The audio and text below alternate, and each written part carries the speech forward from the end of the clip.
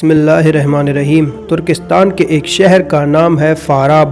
بہت مدت گزری، اس شہر کے ایک محلے میں ایک بہت ہی غریب لڑکا رہتا تھا جسے علم حاصل کرنے کا بے حد شوق تھا۔ دن کو وہ اپنے استاد کے ہاں جا کر سبق پڑھتا اور جب رات آتی وہ دن کا پڑھا ہوا سبق یاد کرتا اور اس وقت تک نہیں سوتا تھا جب تک یہ سبق پوری طرح یاد نہیں ہو جاتا۔ اس کی چارپائی کے سرہانے مٹی کا ایک دیا جلتا رہتا تھا۔ اسی دیے کی روشنی میں وہ رات کے 2 بجے تک پوری کتاب پڑھ لیتا اور بعض اوقات ساری رات ہی پڑھنے میں گزر جاتی۔ ایک رات کا ذکر ہے، وہ اپنی چارپائی پر بیٹھا پوری توجہ اور انہماک سے کسی کتاب کا مطالعہ کر رہا تھا کہ دیے کی روشنی مدھم ہونے لگی۔ اس نے بتی کو اونچا کیا، روشنی ہوئی تو ضرور مگر بہت جلد ختم ہو گئی۔ جاری ہے، اب جو اس نے دیے پر نظر ڈالی تو یہ دیکھ کر اسے بڑا افسوس ہوا کہ تیل تو دیے میں ہے ہی نہیں، روشنی اگر ہو تو کیوں کر، اب کیا کروں؟ اس نے اپنے دل میں سوچا۔ رات آدھی کے قریب گزر چکی تھی، شہر کی دکانیں بند ہو چکی تھیں اور اگر وہ کھلی بھی ہوتی تو لڑکے کو کچھ فائدہ نہ ہوتا کیونکہ اس کے پاس تیل خریدنے کے لیے بھی پیسے نہیں تھے۔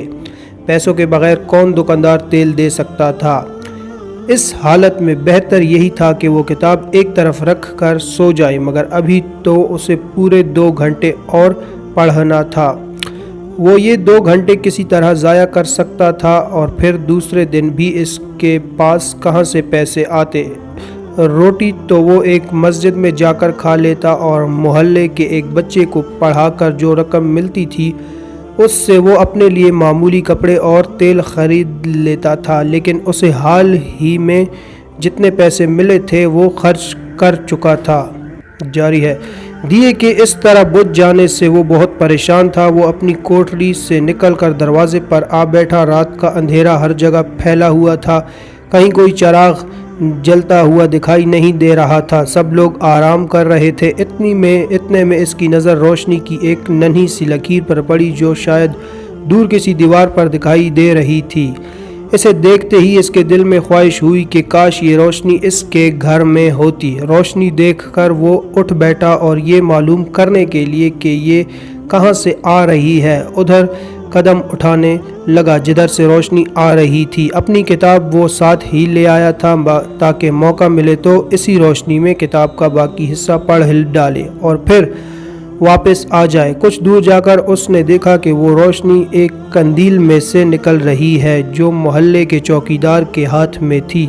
اس نے چوکیدار سے بڑے ادب کے ساتھ کہا، جناب اگر آپ اجازت دیں تو میں یہ قندیل کی روشنی میں کتاب پڑھ لوں۔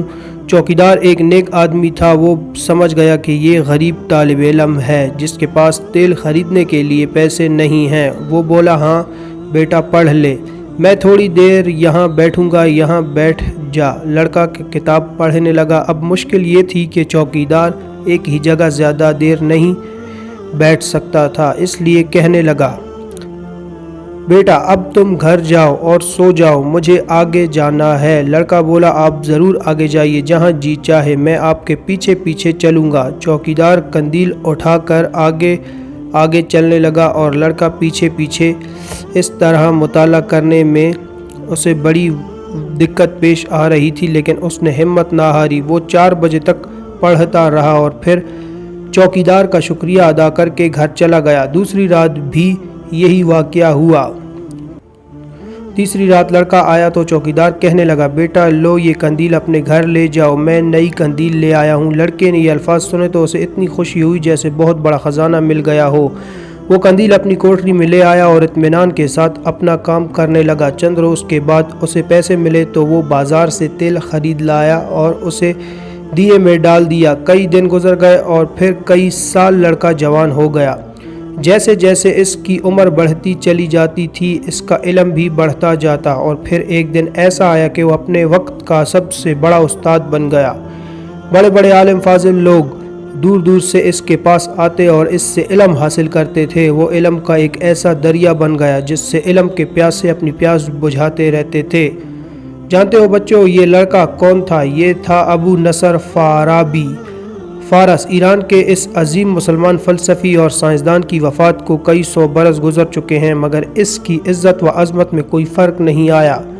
اس کا نام سب سے بڑے احترام سے لیتے ہیں اور لیتے رہیں گے۔ جس کے اپنے دیے کی روشنی ختم ہو گئی، لیکن علم کا جو دیا اس نے جلایا، اس کی روشنی کبھی ختم نہیں ہوگی۔